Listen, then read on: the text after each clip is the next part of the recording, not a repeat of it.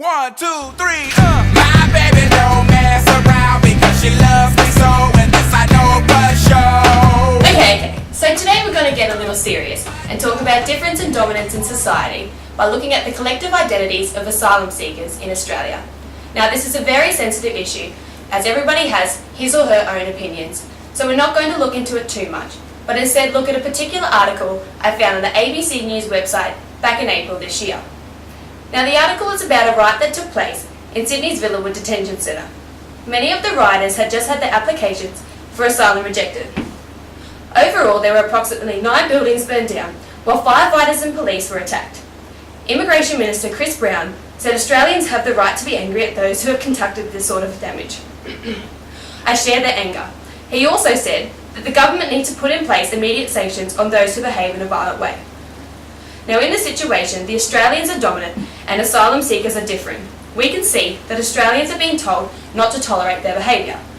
Asylum seekers are always labelled as different, but what we don't understand is difference is just different, nothing else. So what I want to look at is how we can effectively teach this to Year 10 to 12 students.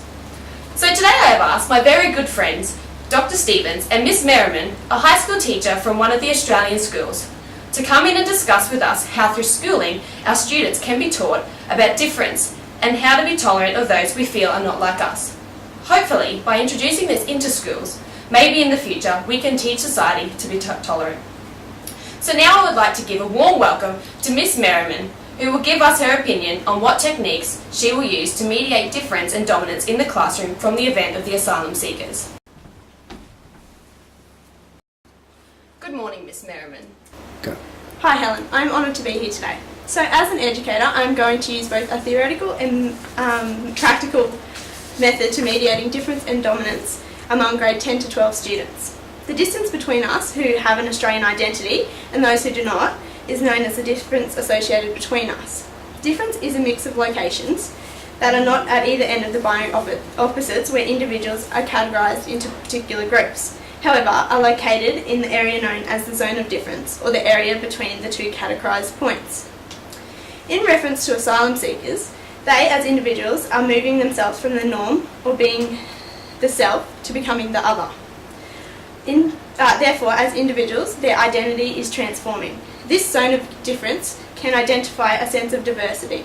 A positive diverse culture may assassinate the third space description, opening up the connection between the two. However, in this event, circumstances, the diversity of the cultures is negatively approached, as the characteristics between the hegemonic values of the norm, therefore marginalising the two different cultures. And what exactly is your practical method? So, as my practical measure, I'm going to follow along Jane Elliott's method of blue eyes, brown eyes technique. Here, I would make the blue eyes students the dominant, or the good students, and for 30 minutes, and then reverse the roles, each making one group of students superior to the other, and making the inferior students at the time feel a sense of difference. This will also make the individuals feel a sense of alienation and isolation. Then this would lead straight into my theoretical method, where I would get the students to sit down and watch a movie or film clip on asylum seekers.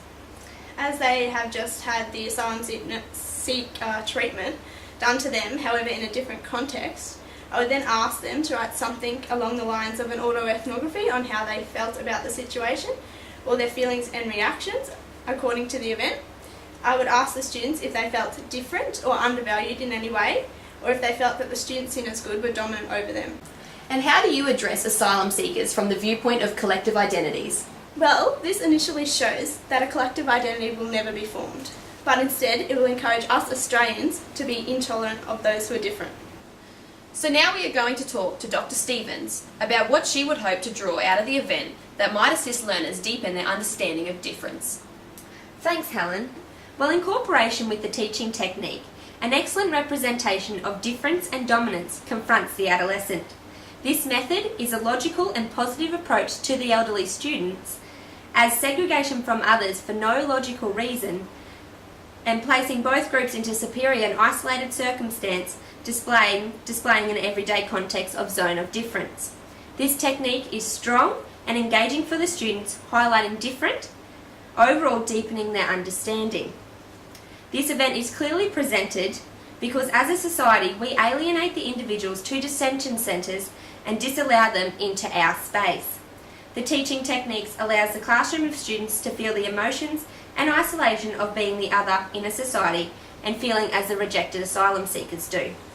To further their understanding, the theory method plays an important role as it will deepen the understanding to the students as they engage in a film representing difference and the attitudes of the dominant society.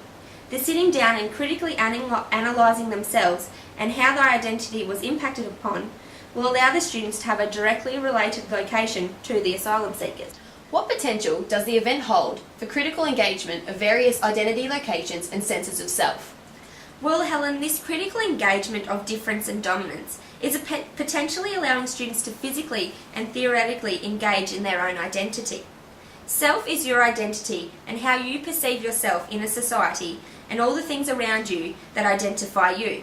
Asylum seekers come to a country as an individual. They seek for asylum.